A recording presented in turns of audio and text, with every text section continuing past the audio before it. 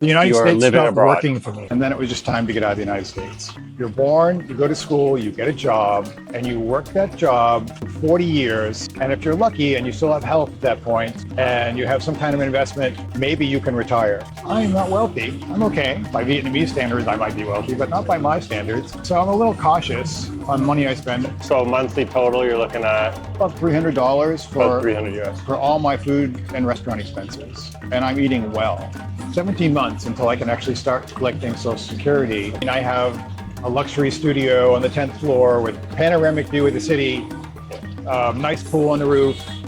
Room gets cleaned twice a month. When I was living with roommates when I was 19, I was paying this much rent. I knew a lot of Vietnam veterans. I served with some. And when I got here, I was a little nervous. Leave your baggage behind, leave your habits behind, come here and start a new life.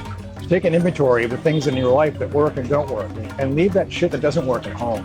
But for many people, that they can't just retire. They have to get some shitty job bagging groceries because they can't get it, because they're older, they can't get a good job anymore because ageism is real. Every other visa, I try to leave the country for at least a couple of days, just because I want to stay on the good side of Vietnamese immigration. I don't want to see them just see me do a border hop every time. My goal is to be as legal as I can. I have been sideswiped on motorcycles. I've been T-boned. I ruptured my spleen and had to have an emergency splenectomy. I'm writing a book right now called Solo Ager's Guide to Getting the Hell Out of America. And it's basically a step-by-step process you can follow to relocate to Southeast Asia, aimed at people who are retirement age, unattached, who the U.S. just isn't working for anymore. I'm Eddie Colbeth. I'm a writer. I spent 30 years doing IT leadership, some consulting around operations and leadership, and been to Burning Man 13 times. I worked there for a decade. I spent 6 years in the National Guard. I worked for state government, federal government, nonprofits, Fortune 50, mom and pop startups, you name it. I've probably done it. I grew up in Boston, stayed there till I was about 35, and then spent 12 years in the West Coast. And then it was just time to get out of the United States. In 2013 is when I just decided, I was living in San Francisco, and I just knew, like, if San Francisco stopped working for me, that was my last stop in the United States. I would have to get out. I spent not long, about 5 months in 2011, working at a hostel in San Francisco. I've been teaching in Mexico at the time, and then I came up because I made so little teaching that I needed to make some cash. And it was right when the Occupy movement was happening, which I guess it played out differently in different cities, but it was intense. There was a strong Occupy game in San Francisco. Yeah, it was very intense. And I was like working at a hostel right downtown at Taylor and Post. I'd never been to the city before, and I don't think I've ever been again. It felt like a flashpoint. I'm a Canadian, not an American, but being there felt like relative to home. That was not the best time to be in the city. San Francisco, from my perspective, was the greatest city in the world. There was a mixture of art, culture, education that just transgressed everything. It was just an amazing place to live. But now it's just full of rich tech bros. All the artists are gone. It's $15 for a light breakfast. It felt like there was an old guard and the sort of new arrivals, and a really obvious, like a tear or rift between them, and that it was wealth related, right? There was a wealth inequality. Huge. That was too intense to be ignored. Let's use that as a segue into jumping into what your budget's like here in Vietnam as an expat, what your daily costs are. So just let's start right off the top. When you wake up in the morning, start with a coffee, breakfast. What are you usually spending? I eat breakfast at home probably 90% of the time. Mm-hmm. So I'll make a protein shake, a protein smoothie with a banana. So that's maybe $2 for breakfast. Coffee costs me nothing. There's a market where I buy my coffee from, mm-hmm. and it costs me like $6 a pound, right? And it's amazing coffee. I make the coffee every morning. Yeah. Traditional Fin here is like a very slow drip process that ends up being really intensely caffeinated, right?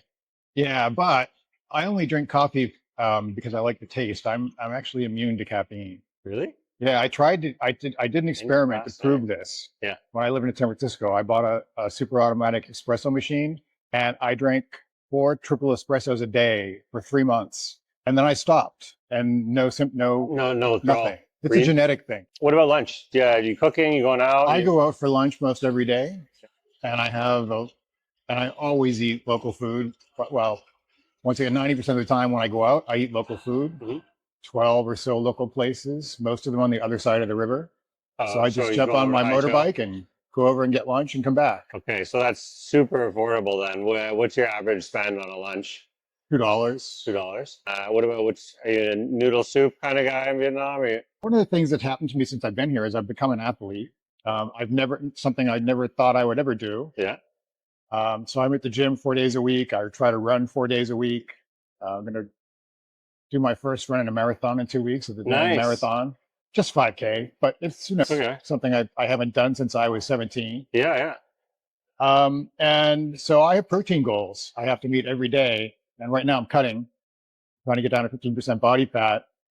So the thing I pay attention to is how much protein I'm eating every day. I always get, the fat and carbs, I always get enough of those. And I ate paleo for a decade. So I lived, but I'm not doing that anymore. I can have whatever I want Hmm. as long as I meet my protein goals. So that's the main thing I think about. So like fish cake soup, Yeah. duck salad, Yeah. chicken salad, a beef pho bak viet, Yeah. you know. And that's interesting too, having a specialized diet like that. Protein is extremely affordable here, right? Yeah. Extremely affordable Super for whether affordable. it's, yeah, pig, duck, Yeah.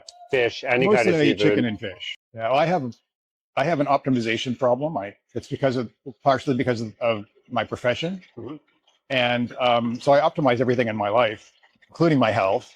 And I had some health problems. That's one of the reasons I moved here last August.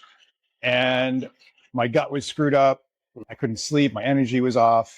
It was just a mess. And so I fixed that by eating a straight up vegan diet for 6 months.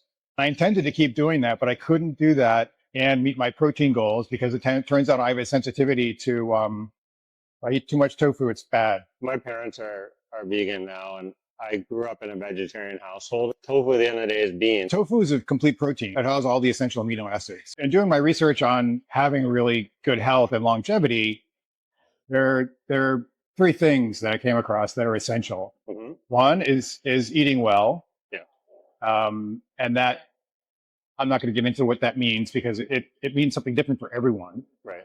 There are some overall things like almost everyone is better off eating a mostly plant-based diet. So I eat plenty of plants. That's Mhm. important. But the other two things is doing resistance training, especially if you're 50 or over and you're not doing resistance training. What that means is that you are going to live shorter, have a less healthy life, and be frail. I have the best health of my life right now and the best physical condition of my life right now. And the other thing is having a VO2 max in the top 3 percentile for my age group. So that's my goal to get there in the next 2 years. Yeah, I mean the weight training thing, the resistance, like really anyone over 30, like I knew high with my leg press today. I did 3 reps at 240 kilograms. nice. And I've only been working out for 6 months and 3 times my body weight. So what about dinner? Are you eating out for dinners? Is cooking I again? usually make dinner at home. Yeah. Some chicken and something else because chicken is $4 a pound here for chicken breasts. Season it, make it tasty, put it in the air fryer. Then I have protein for 2 days. Are you going to like one of the bigger grocery stores to buy in bulk? Actually, it doesn't matter where you buy it. Smoothie at home, coffee out. You're going out for a bowl of noodles or a local Vietnamese lunch. Dinner primarily being cooked at home. Yeah, and some then heavy on Friday protein. night, I splurge and I go have something upscale. Usually Western food might be pizza, could be a burger and a beer, sushi, ramen. What's your usual sort of in USD? What's the price point for that meal? Less than $20. Yeah. Usually it's around 10. So monthly total, you're looking at About $300 about for 300 US. for all my food and restaurant expenses, and I'm eating well. If we're Much talking- better than so I spent the 6 years prior to this in Mexico, and on the budget I'm living on here, I could only go out to eat once or twice a week, and not for any kind of expensive meal. So the cost of food here is much cheaper, and the cost of eating out it's almost free. A $10 a day or a $300 a month budget for a high protein budget that's focused and really specific too, right? Like Yeah. in some ways you're asking quite a lot, right? Like you're not just Oh yeah, and settling. all high quality, chia seeds and flax meal in my protein shake, thin, full of nuts and things like that, right? Like I'm eating well. That's great to hear, man. Where were you in Mexico? I spent a year in Puerto Vallarta, 2 Okay. years in Mexico City, 3 years in San Miguel de Allende. What would you say if you're $10 a day roughly for food costs here in Mexico? You thinking double that? It would be the same cost if I didn't eat out. Okay. But once you start eating out, and it depends, like, so here's the thing, whether I'm going to eat a high protein meal or a vegan meal, I can get it for the same price here. In Mexico, you can get a protein meal for a pretty low price, similar to the prices here, maybe $2 or $3. But if you want a vegan meal, you're going to pay $10 or $15 because there's no like local vegan food really.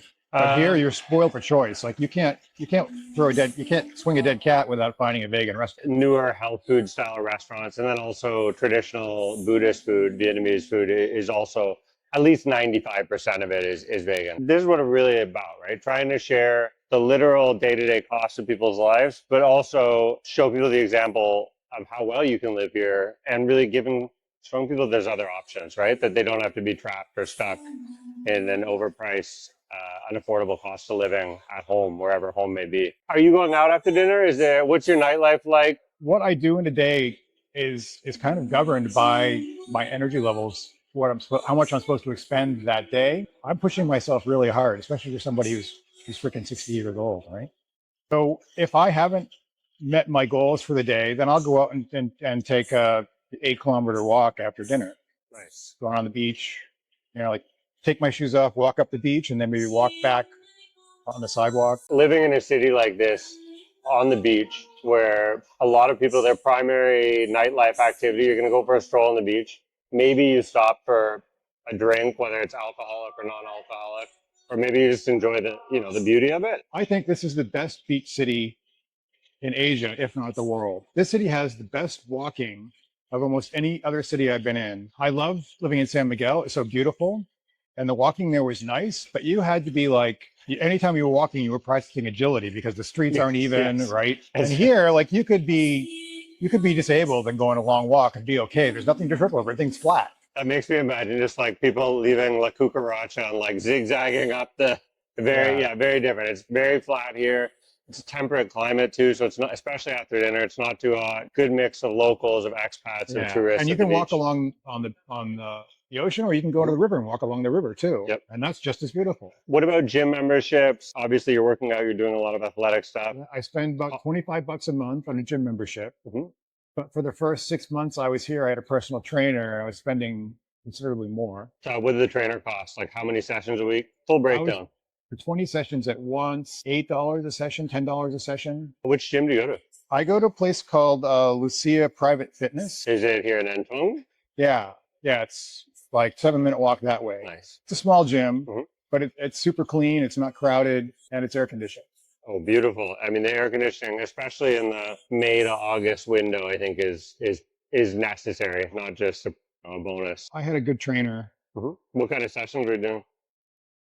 I was like weight stuff? I had the genetics for weightlifting, and I had no idea. I put on 16 pounds of muscle. Nice. In 6 months, which is insane. Yeah, no, I tell people about it, and they just say, that's not possible. $150 US or $160 US for 20 sessions, $8 a session, all in for 3 sessions a week with a trainer. A gym membership, 25. We're talking maybe 125. Well, the gym membership was included when I was just training. Great, then you're talking about $100 a month to get full personal training, 3 sessions a week, a gym, small gym, good facilities with air conditioning. It's not overcrowded. The equipment isn't old. It's not stinky. What about health insurance? Do you go with healthcare? Do you self-insured? I was paying for insurance in Mexico when I was working. Premiums kept going up. Once you start getting older, they start trying to screw you with insurance premiums, and they were trying to phase out the plan I was on, so they kept pumping it up, and it got up almost $400 a month. And I started doing the math. I'm like, I didn't spend $1,000 last year on insurance. There's no way I'm going to pay for that again. So I figure, including medication, exams, everything, I'm paying maybe $100 a month for medical expenses. Maybe $70 of that a month is medication. I've had full surgery here, and then we also twice we paid for births at private hospitals. Things can get in the thousands of dollars, but my experience has been that if you're paying that kind of money here, and again, not tens of thousands of dollars, just thousands of dollars, you're getting premium and like incredible top of the line service with like usually foreign educated Vietnamese or Viet Q, so Vietnamese nationals who've come back from America, Canada, or Europe and are having some sort of private practice here. So, to give you an example, I had some dermatology issues I wanted some help with, and I went to VinMec, I went to Family Hospital, and it was misdiagnosed in both places. And then I went to a guy in a private practice at ABC Medical who works full time at the public dermatology hospital. None of those other two doctors didn't speak English. They had to have translators. This guy spoke English and was spot on with his diagnosis and took care of everything I needed, like on the spot. It's kind of hit or miss. One of the problems with healthcare in Vietnam, or challenges, especially for foreigners, is there's no website, there's no place where you can go to get ratings or where you can rate doctors. All word of mouth. And if you don't have connections and you have a problem, you're kind of screwed, especially if you're not good with medical terminology, if you don't know how to speak to doctors. There's so many good points to get on there. One is that Da Nang probably has the cleanest air of any city in Vietnam. But in general, air pollution is a serious issue in Southeast Asia and in Vietnam. And the combination of air pollution and extreme heat causes a lot of foreigners to have serious skin and dermatological issues. I had times in Ho Chi Minh City when it was, when it got to 40 degrees and I was running and working out, unbearable, like whole flaking, itching, bright red. And yeah, same thing, just doctor after doctor. That is one of the downsides, definitely. I think especially if you're coming from somewhere like a Canada or one of the coasts of the US where, essentially the air quality is perfect. Yep. Your body can react. I'm writing a book right now called Solo Ager's Guide to Getting the Hell Out of America. And it's basically a step-by-step process you can follow to relocate to Southeast Asia, aimed at people who are retirement age, unattached, who the US just isn't working for anymore, like me. And one of the things I recommend people to do is there are 5 countries in Southeast Asia that are come here, figure out, pick at least 3 places, do a scouting trip before you come here. And one of the things on the list of things you have to do is bring your list of medications, go to a pharmacy. Are they available? And if they aren't, are there substitutions? And so you can figure that into your budget. And that alone can take a week to find the right pharmacist to get the right answer. For one of my members only videos on YouTube, I literally walk into a pharmacy and go through medication by medication, the sort of 15 or 20 most common or popular medications and price them out. But pharmacies here are great. Pharmacists have the power to prescribe you anything over the counter. It's because there's a lack of doctors in rural areas, but essentially it's legal in Vietnam for pharmacists to prescribe any medication they have. Oh, I didn't know that. You should still see a doctor, but it does mean that you can go into the pharmacy and you literally just have the name of your actual medicine. For example, like I have a hypothyroid. And I just walk into a pharmacy and say, hi, I need levothyrox 100. You don't have to bring them a script. Especially if you're going non-generic drugs, extremely affordable. So here there's a non-generic Japanese version of the drug I take, and then the Pfizer version. The Pfizer version is cheap. It's about a third of the cost at home, but if I ask for the non-generic, it's less than 10% of the cost. Yeah. So we're talking $300 a month for food, eating out, specialized high-protein diet. $100 a month for your gym membership and training with a personal trainer, about $100 a month for healthcare. So far, we're at about $500 a month. Let's get into some of the real, basic monthly fees, talking about your water, your electricity, your phone bill, data packages, internet. Internet's included. In your rent, yeah. I pay less than $20 a month for electricity, like $4 a month for water. And then data on my phone, I pay about $20 a quarter for, I think it's 5 gigabits a day of data, which is insane. I could never use it. Yeah, there tend to be really immense data plans. So I did an interview with a guy who does YouTube live streaming. He had the most insane data package I'd ever heard of. His name's Will Travels with a Z or Z. Essentially unlimited data, and he was paying under $20 a month for it. So yeah, and a plan like the one I have would cost $70 a month in the US. $70 a month, and here you're saying quarterly. So it's like $7 a month. So about 10% of the cost is pretty realistic, I think. That's true any place in Asia.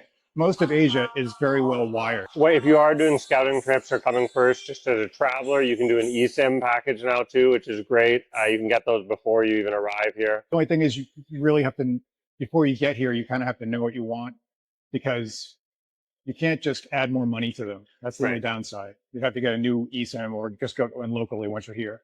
Landing with data on their phone is I do it every is time. almost priceless. Until the eSIM thing started, I would be like, literally, I had like a taped sheet with like the Taiwan SIM, the Japan SIM, the Thailand SIM, the Yes, I Vietnam remember SIM. those days. Yeah, not great. Wow, better than paying US prices. Transportation. Are you renting a motorcycle? Are you taking car hires? Are you biking? Are you walking? I bought a new motorbike like Okay. a month after I got here. Tell me about it. 2024 Yamaha Grande, flat, dark blue. It's the third motorbike I've owned in Asia. Free maintenance for the first 3 years. You don't want to lose a bunch of money every month. You're here long term. You can buy a bike and they handle everything. And like all I had to do was walk around the corner and pick up my bike. It's just like a flat one-time Yeah, purchase? you can. So they have a program where you can, for whatever reason, you don't have $1,500 to buy a new motor. That's what a new motorbike costs. They have a buy to own program. They'll give you a brand new motorbike and you pay it off monthly. Very reasonable. And all the money you're paying, most of that money you're paying goes towards the bike, not towards the rental. Not towards interest, yeah. And they also have a buyback program. So if I had to leave suddenly, there's already an agreed upon price that goes down every month. I'm here, and they'll just buy it back. So it's super, super easy, low risk. And what would the buyback be? I think I lose 8% a month. If you're staying for a year, it's about $100 a month-ish, 100 and change. $80 a month. Yeah, 80. So we'll say $80 a month, and that's including service, everything. I fill my tank every other week, and it costs me like 80,000. Yeah, And that's so a little over $3. Yeah. I walk, run most places, but like if I'm going over the bridge, if I'm going more than a few kilometers, then I get on the bike. Or if I've already expended all the energy I should have for the day, I don't want to burn out, right? So then I get on the bike for the rest of the day and go everywhere. $85 a month. It's about less than $3 a day for transportation. My sunk cost is nothing per month, right? Let's go 3 years. So it's $500. Yeah, exactly. $500 a year, let's say, and I could sell that bike for $1,000 in 3 years, and get, so I would have paid $500, so $150 a year. Not a great bike, but my first like semi-automatic in Ho Chi Minh City, I bought from a coworker of mine who was leaving. They'd bought it for whatever, $300. I bought it for them for $250, and he'd been driving it for years, right? Stolen, but had it not been stolen, I would have done the same thing, right? I would have just sold it for essentially 80% of what I paid for it after driving it around for 3 years. Yeah, and things have changed. When I was here in 2013, I bought a dual sport Yamaha in Hanoi, and I rode it 4,000 kilometers across Vietnam, 2,000 of those kilometers up by the frontier. So I've seen most of Vietnam by motorcycle. I paid maybe $1,500 for it and sold it for $1,200. But back then, all you had to do was exchange the green card. There was no paperwork. There was nothing. And then you just own, if you had the green card, you own the motorbike. But now, are you licensed? I am. But no, so here's the deal. To drive here legally as a tourist, you have to have an international driver's permit from a country that's signed the 1968 treaty. The US is not one of those countries. Canada is. Mexico is. I'm a permanent resident of Mexico. I have a Mexican driver's license, and I got my IDP there before I came here. So I can legally drive here. 99% of Americans cannot legally drive here. And they changed the law January 1st. The fines are getting very expensive for doing illegal things on a motorbike. I have heard this. And I could have bought that motorcycle in my own name, but if you do that, then you get plates, you get special plates that are foreigner only. And for whatever reason, Vietnamese people don't want to buy bikes with plates. Because now you're not supposed to just change cards. Anytime you change ownership, you're supposed to register the bike in your own name and get, it's a whole thing. My goal is to be as legal as I can, right? So that if I do something stupid, it's lower cost.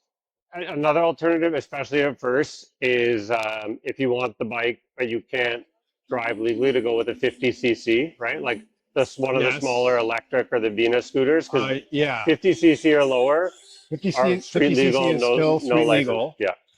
But electric motorbikes are no longer legal without a license.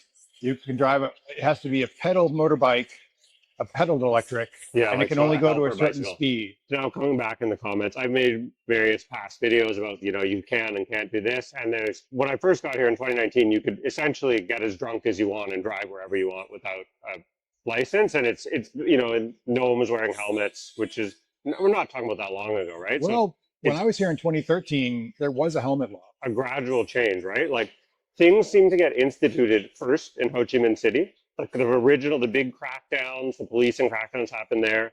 Whereas you'll go to Hanoi, plenty of people still aren't wearing helmets right now, today in 2025. And that's what I've heard is that they're starting to do the sidewalk clear off, passengers without helmets, kids without helmets, whole issue Well, here. the thing is that because there are no standards for helmets, it really doesn't matter if you're wearing a helmet or not, unless you're wearing a helmet that's certified, safety rated. And I'm wearing one, but 95% of people out there are wearing essentially plastic bowls on their heads with straps. That's a very good point, is that regardless of in what way you're getting on a motorcycle, if you are getting on a motorcycle, it is 100% worth investing minimum 20 to 40 US dollars to buy a full back helmet that's going to cover your head. Yeah. I've seen traffic fatalities where people had, like we're talking about the bowl top plastic helmets where people are wearing those and They're wearing bicycle helmets. didn't save their life. They're wearing anything that looks like a helmet. Couple more budget lines for the month: travel or recreation costs, either within the country or within Southeast Asia. I have a small retirement. I have some savings, but it's about 17 months until I can actually start collecting Social Security. Okay. And once I do, then I'll have plenty of money. But now I'm erring on the side of caution in case something goes wrong. If I get sick, if I get hurt, Yep. I want to have money in the bank to take care of stuff, right? And I'm not wealthy. I'm okay. By Vietnamese standards, I might be wealthy, but not by my standards. So I'm a little cautious on money I spend. Every other visa, I try to leave the country for at least a couple of days, just because I want to stay on the good side of Vietnamese immigration. I don't want to see them just see me do a border hop every time. And I don't really know if it makes a difference, but if I was a border guard and I saw that, I'd be like, okay, this guy, he's not just here all the time. So and I've done the visa thing on the bus. Yep. Which is, it's okay. What are your costs? Like there's the Lin visa. Yeah, Lin visa. It's a couple $100. Yeah, about 160 or $200 every 3 months. It all depends on what you need from them. And if you need them to expedite your visa because you haven't applied for one outside the country, they used to be able to get it ahead of time, about 70% of the time, so they say. But when I did it, that stopped.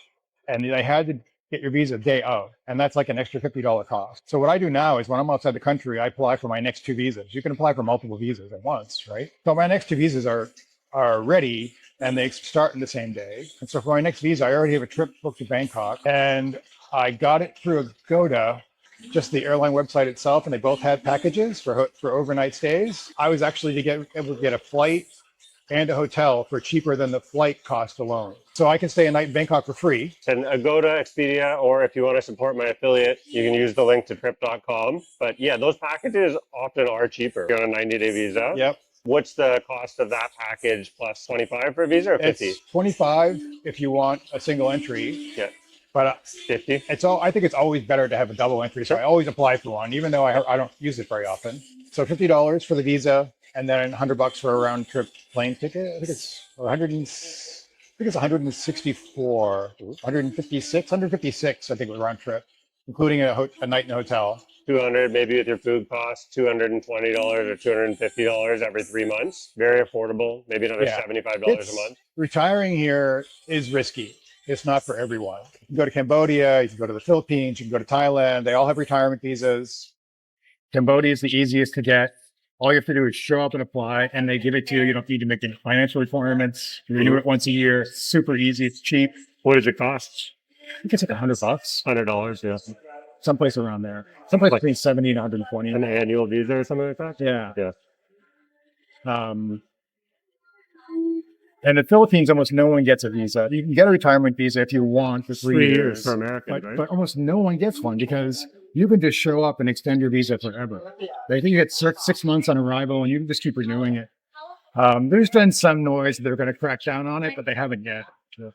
And there's now, in Thailand, there's the retirement. There's also what's the acronym? DTV. DTV, the sort of digital nomad type visa. And a a lot of ways to qualify for that. Where do you live?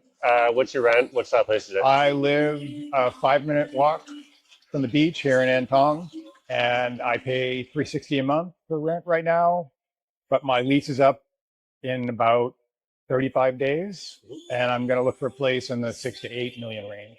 Okay. And how long was your original lease? So the building I'm in, they'll only sign 6-month leases. So I signed a 6-month lease, and 2 months in, another room opened up that was next to some construction, but I had a much nicer view, and I don't mind a little extra noise for a better view. So I got my rent cut by $1 million by moving in to a room next door. They would only extend it 6 months from when I was in there, Right. which is annoying. I want a year lease. What's your payment structure? Are you paying a down deposit? Do they want the 6 First months month, up front? last month. First month, last month. Yeah, that's pretty standard.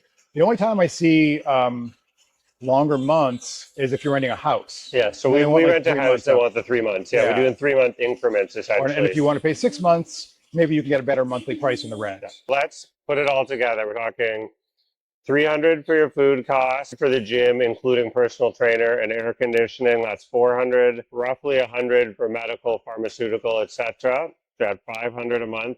Electricity, water, phone. We're talking about roughly $25 a month, $525 a month. Transportation, another 75, 600. Throw in the visa, 675.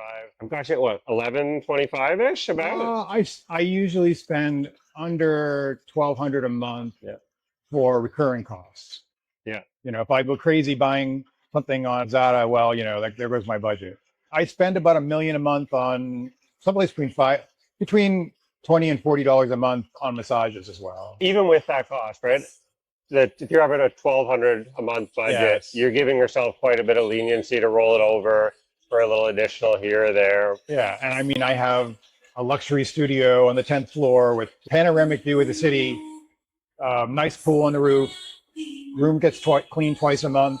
I've never paid. Maybe when I was when I was living with roommates when I was 19, I was paying this much rent. But since then, no. Nobody believed my cost of living when I lived in Ho Chi Minh City, and our cost of living here is probably half. Oh yeah. We're in an expensive district because I was living close to my work. We're paying 60% to live in Da Nang what we paid in Ho Chi Minh City. But if we're paying 60%, it's because we're spending on some extra things now with the money being saved. Until Ho Chi Minh gets public transportation, I wouldn't even think of living there. Once it has it, though, it'll be a great city. The first legs of the subway line went in a few months ago. It's an experience I would never trade, having had it. It's highly unlikely that I'm going to spend more time living there unless my in-laws end up back there. They're not there now, but they do have property there. I would suggest that if you get a job there, specifically in Ho Chi Minh, and it's a really good job, which happens in Vietnam because the hub of the economy in this country is in that city, fine, go there.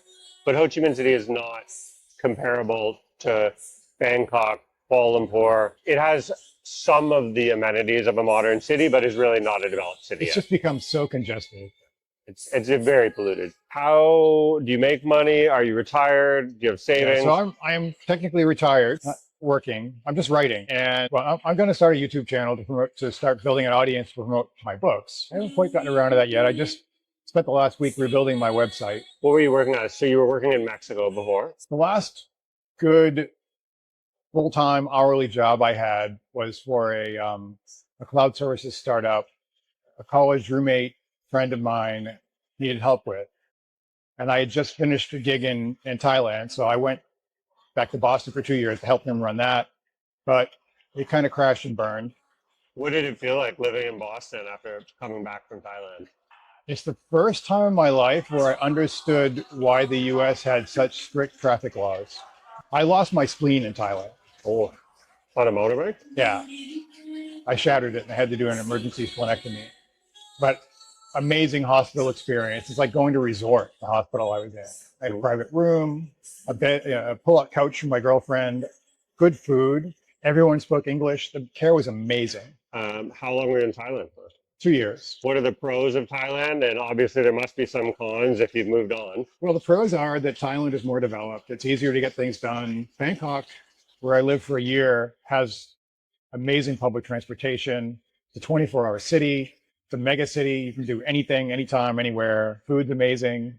But since I left, the street food scene in Bangkok has deteriorated greatly.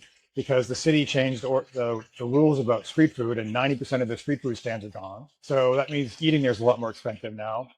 And they call Thailand the land of 1,000 smiles, and that's because the Thais have a smile for every feeling, and that feeling does not necessarily mean I like you. Yeah. The Viet people are much more genuine than the Thai people. Thailand is a very insular country in the way Japan is, and the Thais think of themselves the way the Japanese do, as the master race, and they're better than other nationalities.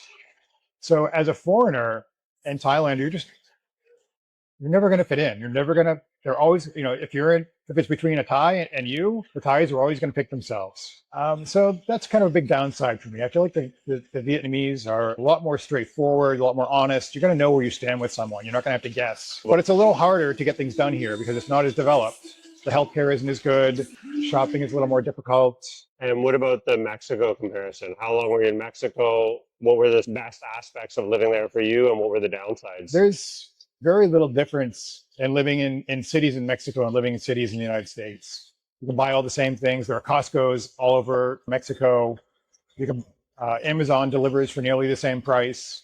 Of course, it's 30% cheaper to live there. People are very friendly, very warm, very open. I feel more comfortable here in 6 months than I did there in 6 years. How do you feel the locals, the Vietnamese, treat you here? It's really crazy. You go on Reddit, and you see all these people complaining about getting scammed in Vietnam. And, I've been scammed a few times in the 40 countries I've traveled through, but you might get overcharged for something now and again. And that's about it. I mean, I do think there's a regional variance, a strong regional variance to that aspect of Vietnam, especially if you're living in Ho Chi Minh City or Hanoi versus a place like one of the beach cities like Da Nang, Nha Trang, or Quy Nhon, which are generally more welcoming of foreign expats because their economies are dependent upon foreign expats, whereas there are parts of Hanoi or Ho Chi Minh City that are a lot more local, a lot less interested in having sort of outsiders. I haven't been to either of those cities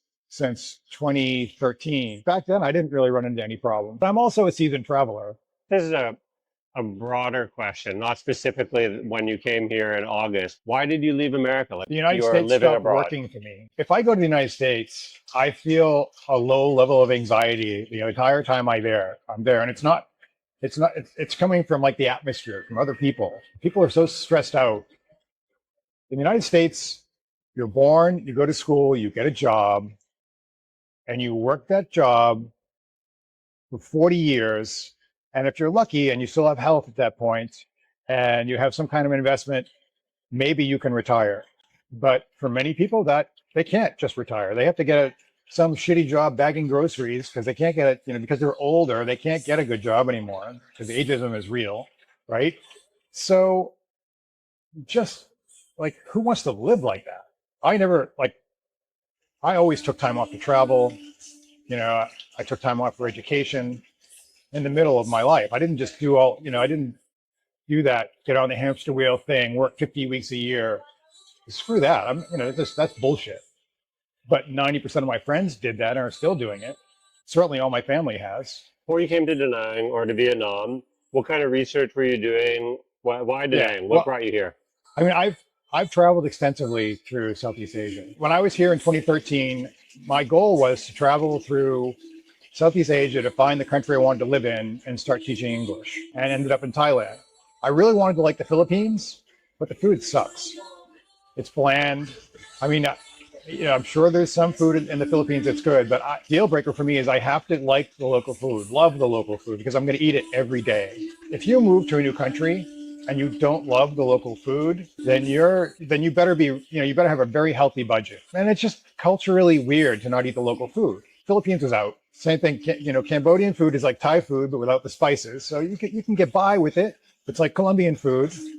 I lived in Medellin for 6 months. Colombian food is like Mexican food without the spices, but it's dead boring. But here the food is great. I prefer Vietnamese food over Thai food. I think it's healthier, it's less fatty. How long were you in the Philippines? What were the positives? I was there for 6 weeks. I started in Manila, went up north to Sagada, to the rice terraces, spent a week or so up there. And I mean, that's the most beautiful place in the Philippines by far that I've been to. And there are more shades of green than you can possibly imagine. But traveling through the rest of the country by bus, back then at least, as you're driving down the highway, all you see is white concrete buildings, no color, not just white concrete everywhere. Even in Manila, in the old town, decrepit. But there are, like, I didn't go to Baguio, I didn't go to some of the other big cities, and I know there's one city that's kind of at a higher elevation that has a lot of expats. That's really pretty, but I didn't make it there. I forget what it's called. But I went down to the islands. I went scuba diving. I got my advanced open water certificate. I wouldn't recommend that. What's the cost of living comparison for you, Philippines, Thailand, Vietnam? If you were to eat local food, then the Philippines would be in the middle, and Thailand would be, on the higher end, not by a discernible amount. But if I was living in the Philippines, I would be cooking almost all my meals at home. Budget would be a little higher because the Philippines imports most of its food. They don't grow anything really. So even just eating the local food, it's all coming from out of the country. So your food budget is going to be higher. Vietnam, one of the world's biggest rice producers and coffee producers. So, and Yeah. not to mention the incredible fruit. Eating out and cooking at home is about the same Thailand thing it is here, but it's probably 10-15% more expensive. How about the language barrier? Obviously, that's another big difference between the Philippines versus Thailand or Vietnam. So I'm dyslexic. I flunked out of my first language class, French, when I was in the 7th grade, and subsequently I flunked out of multiple Spanish classes, an Italian class when I was in Italy, and a German class. So learning languages for me is really, really hard. And it's never been a problem. I've traveled through 40 countries. I used to have this fold-out card I bought, this laminated card that had pictograms on it and words in different languages. And I could just pick that up, and show anyone, okay, I want a hotel room, I want a doctor, never once. I carried that thing for 10 years, didn't use it once. Are you using Translate, like a Google Translator? So I started traveling when there wasn't an internet, right? Sometimes you just point at things, you gesture, you find somebody in town that speaks English. You try to speak the language, you start butchering it, and people start talking English to you. But yeah, now, of course, I use a translator app, and it works. They work great. How is that in Vietnam? Like, have you ever had struggles with it at all, or just? Yeah, because the problem with the language apps is that for Thai and Vietnamese, there's not a direct one-to-one translation between them. So if you want to have a serious conversation with somebody and you don't want to be misunderstood, then you have to use something like OpenAI to do the translation, because the translator apps just aren't smart enough to pick up nuances. What about some of the misconceptions or the stereotypes of Vietnam that you had, or maybe that people told you, or that you got from YouTube or whatever before you arrived? So first time I was here was in 2009, and I'm a veteran. I knew a lot of Vietnam veterans. I served with some, and when I got here, I was a little nervous that the Vietnamese people were going to be like, I don't know, angry towards me or unwelcoming because I served in the military. Staying at a hotel in Hanoi, and I had a conversation with an old guy that lived there. His family ran the place, and he's like, "No, you don't have any animosity towards Americans. The past is the past." That was really my only hesitation of coming here. Is going to, and back then the museum in Ho Chi Minh, in Hanoi, is called the American War Crime Museum. They don't call it that anymore. Yeah. And that was interesting, seeing all the propaganda in there, but seeing in Vietnam War. Most people in the West, all they know about Vietnam is the Vietnam War. Absolutely. But I don't know, I'm not aware of any other stereotypes. Yeah. Asia is super safe. The only places I felt less safe or less in danger, places I felt less safe than the US are sketchy border towns, Eastern European border towns, and Central American border towns. Do you feel that Thailand, Philippines, Vietnam, regardless, all safe options, not a problem? If you're an idiot and you go out and get shit-faced at a bar and then smoke a couple of joints and you're walking around, stumbling around, expect something bad to happen, like you would in any city in the world, right? But if you're not an idiot, no, the worst thing that'll happen is petty theft. It's very subjective. And what I mean by that, or selective, rather, if you're a white old guy like me, you're safe almost anywhere in the world because criminal organizations don't want to get in trouble with the United States government. The app comparison there is Mexico. When something happens to a tourist, and it does occasionally happen, it's a shitstorm. Yeah. Somebody made a post on a Facebook group when I was living in Puerto Vallarta. Oh, it's so dangerous here. So I'm like, that's bullshit. So I went on the FBI crime statistics site and I looked up murders in the city I was living in. And on average, one American per year was murdered. Find me a city in the US that has one murder a year. Right, exactly. So yeah, It depends what your demographic is. But Vietnam is an exception to that in that it's one of the safest countries in the world for solo female travelers. Yes. Super safe. Violence against women here is almost non-existent. I mean, domestic violence, sure, but Yeah. random violence, no. It's We're not like talking about- Mexico, yeah. where femicide is an epidemic, Mhm. and young women, being a young woman in Mexico is the most dangerous demographic. Aside from traffic, it is extremely safe to be here. And the traffic thing, if you're coming from a Western or developed country, it's about your own responsibility. You have to be a little insane, and I am a little when it comes to riding. Like I ride like a Vietnamese. I did before I came here. I mean, I when I was a kid, I spent 10 years off the point scale. I couldn't get any more point. I couldn't get a higher fine per year for my insurance Yeah. because I was always driving like an idiot. Well, here I fit right in. Yeah, they go with the fish school, right? Well, you have to be aggressive. Absolutely. If you're timid and you like hesitate, then don't get on the bike. What's something you've learned or you think foreigners can learn from Vietnamese culture? The Buddhist perspective of kind of going with the flow, trying not to have expectations about things, just being accepting of other people. And what's the inverse? What's something that you feel like the Vietnamese culture could learn from your culture, from American culture? Well, a lot of people come here and they think Vietnamese people are rude or disrespectful, and they just don't understand the history of the Vietnamese people. They don't understand what it was like after the Vietnam War and how hard it was for people to live. And if you weren't aggressive in a food line, your family would not get fed. And that just became part of the culture. And it doesn't mean that people are inconsiderate or rude. It's just this thing that it takes generations to fix. But since the U.S.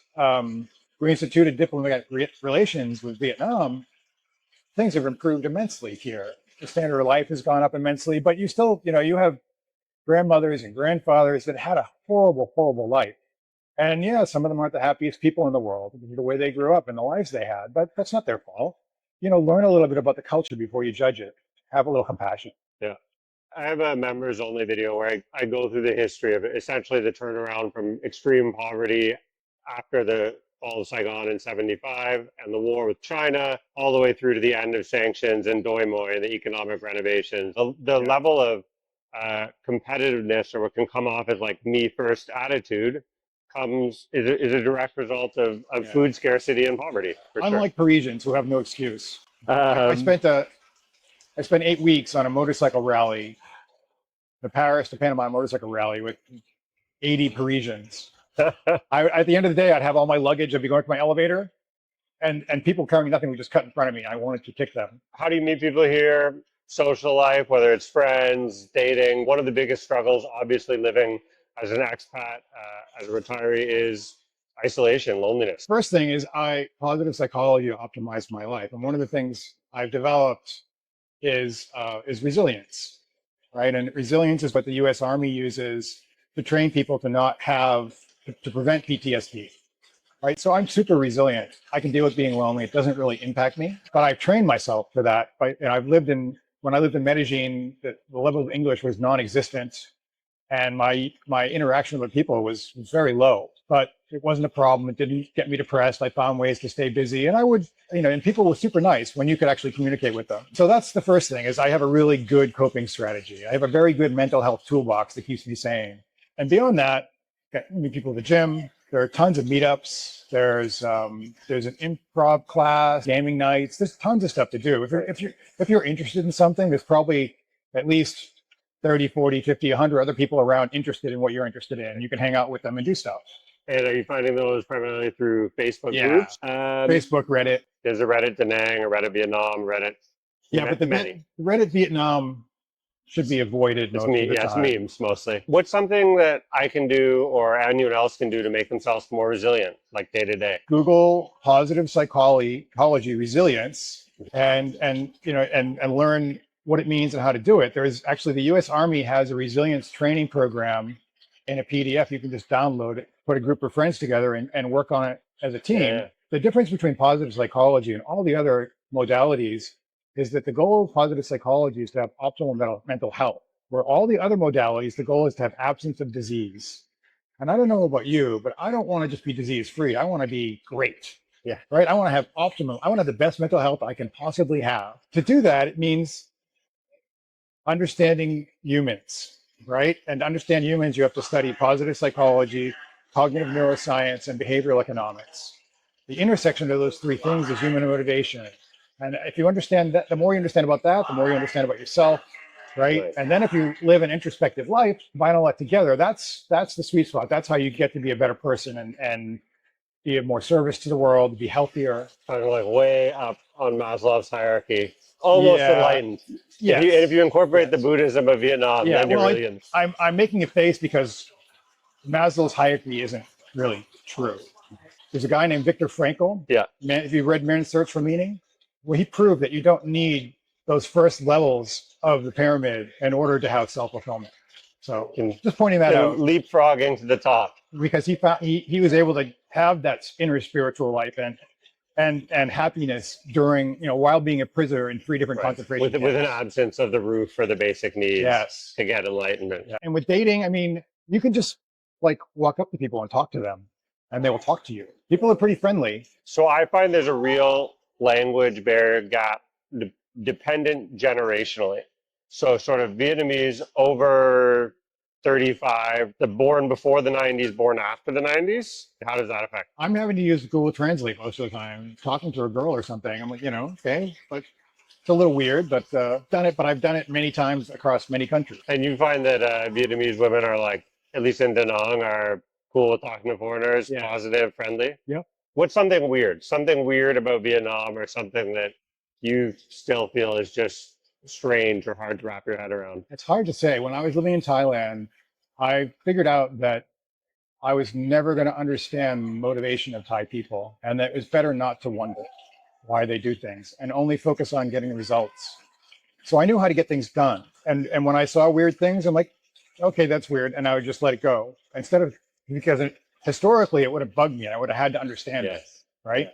I've kind of erased that motivation from my mind. I think that's a fantastic answer and a piece of advice, especially for if you're dealing with certain bureaucratic processes, not just in Vietnam, but anywhere outside of the West or in your home country, having a different sort of accepting and not asking why. I saw someone make a post the other day, how long am I gonna have to wait in immigration? I'm like, who gives a shit?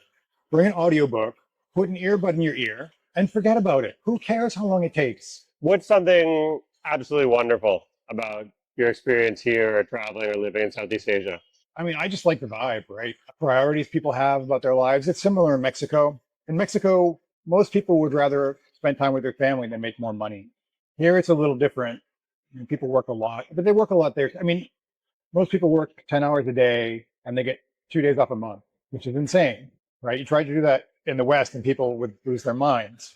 I love that things are like personal services oriented. That's one of the things I love about this culture. There's a massage shop every 10 feet, right? And for $10, I can get an amazing massage. And I can do that every day if I want to. When I lived in Thailand, I got a massage every day. Your take on Vietnamese traffic, how you struggle with it, how people can adapt to it, how they can stay alive. It's driving here, you have to be a little insane. Buddhist perspective, right? You don't want to be hanging on too tightly to your life because you're thinking about, oh my God, I'm going to die the whole time you're on the motorbike. You are going to die. And if you can just detach from that, be a little aggressive and go with the flow and never get pissed off because someone cuts you off or they don't look what they're doing, that's how you drive like a local. I'm putting two and two together now too. You said you had a serious accident in Thailand, but you're still on the motorbike here. You're resilient. I have been sideswiped on motorcycles. I've been T-boned. I ruptured my spleen and had to have an emergency splenectomy from a minor's corner slide out on a scooter in Thailand. 3 years and a few months ago, I was going cross country on a rather large BMW that I owned, and a taxi in Mexico, and a taxi did a U-turn on a highway right in front of me, and I hit it doing 70 kilometers an hour. Broke off the tip of my clavicle, cut a bone in half in my wrist. Had to have 3 surgeries, but I'm 100% recovered. Glad to hear it. Like, I'm not ready for a motorcycle yet. That's why I have a scooter. It's like 125 cc. Yeah, and for me, a scooter is utilitarian. It's not a motorcycle. If I'm riding a motorcycle, I've got safety gear head to toe. I'm practicing cornering. I'm improving. Every time I get on the bike, I'm improving my skills. I'm pushing the edge. right? No chicken strips. But in a scooter, I don't think about any of that. I just get on the scooter. I go to from point A to point B. I don't go very fast, except maybe over a bridge or in a tunnel. As an experienced motorcyclist, would you recommend, or do you think safety wise, it's okay for someone who's never been on a two wheel before to drive one of the sort of automatic scooters they have here? If you're my demographic, if you're retirement age and you're thinking about retiring to Asia, buy a scooter now. Take a safety class, get a license. If you're not a rider already, and spend at least a year riding in your home country. The first year you ride on two wheels with a motor is the most dangerous year you're going to have in your life. And it's not a matter of if you're going to go down, it's when and how bad it'll be. Okay, so learn to ride in a place get some skill before you come here if that's what you want to do. But even then, it's still going to be dangerous, and you have to be okay with taking that risk. If you're risk averse, don't even think about it.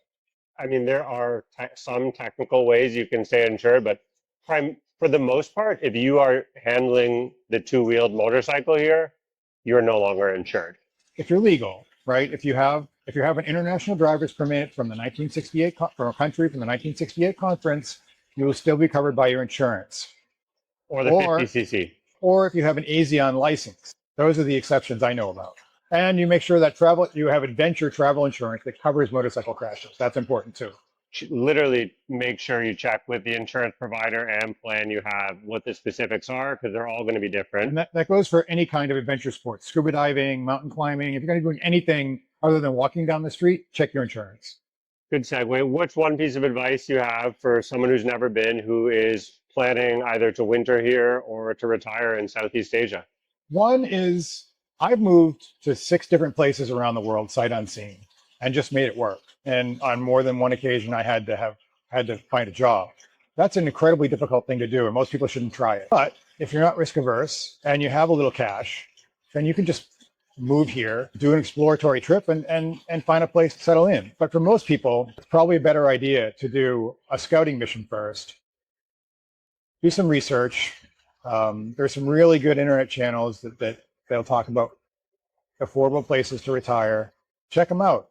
Come up with a list of at least 3 different cities to visit and different countries. Come here, do a scouting mission, figure it all out, then go home, tie up your loose ends, and then you can come.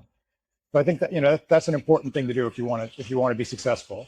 But part of that transition needs to be assimilating yourself to the local culture, wherever that is. If you have halfway different language skills, learn the language. Take a couple hours to read about the history, at least, right? That's all you need to do, really. You don't need to spend weeks studying the history, right? But an afternoon, it's enough to get an understanding of how things work and why they are the way they are. Don't bring your old country with you. Leave your baggage behind, leave your habits behind. Come here and start a new life. Take an inventory of the things in your life that work and don't work, and leave that shit that doesn't work at home. And start new healthy habits here that will serve you better. You're coming to a new place, you get to reinvent yourself. Why not make better choices than the ones you had before? Like I said, eat the local food. One, it's affordable. 2, you're going to meet and have a lot of local friends, and those local friends may have no exposure to Western food, and they may not want to go out to Western restaurants with you. So learn to love the local food, would be my advice. And then lastly, money, right? If you're going to come here, don't come here with 3 months worth of money and hoping you can work it out, right? If you're my age, I wouldn't move to a foreign country without at least a year's worth of living expenses, say $15,000, just in case. If you have insurance, health insurance, that'll cover you here, then it's a little less risky. If you don't, then it's a little more risky. So, figure what your risk ratio is, what you're willing to accept. When I was teaching English in Bangkok, I was the only person out of like 15 teachers, foreigners, who had money in the bank. Everyone else was living paycheck to paycheck.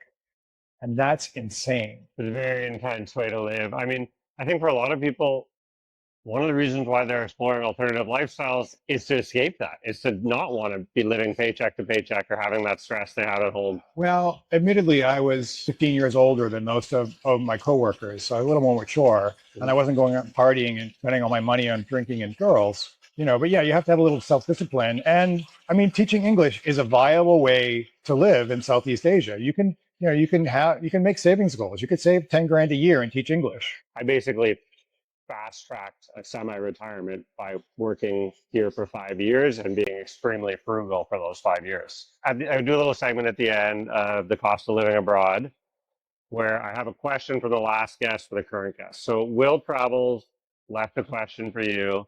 And his question is, what's your end game when you're moving here to Southeast Asia or to Vietnam? What is the long-term or sort of final plan?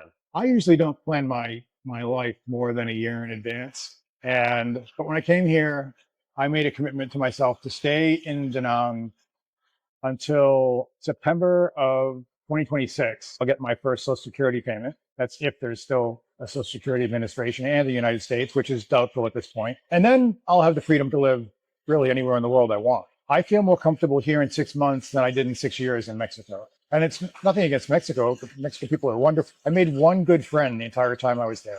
I just feel super comfortable in Asia in general and Vietnam in particular. It's pretty wonderful. Yeah, it is. I've had a wonderful experience here, and to some extent, I came here by accident, and now it seems like I'm going to be here for the rest of my life, and that's a wonderful thing, man. Man, this has been such a pleasure talking to you. What's a question you have for the next person on the Cost of Living Abroad pod? What's something that would bring you great joy that you know you should be doing that you're not doing? And how can you get more of that in your life? What's something that would bring you great joy that you're not doing that you know you should be doing? I can think of a couple. There you go.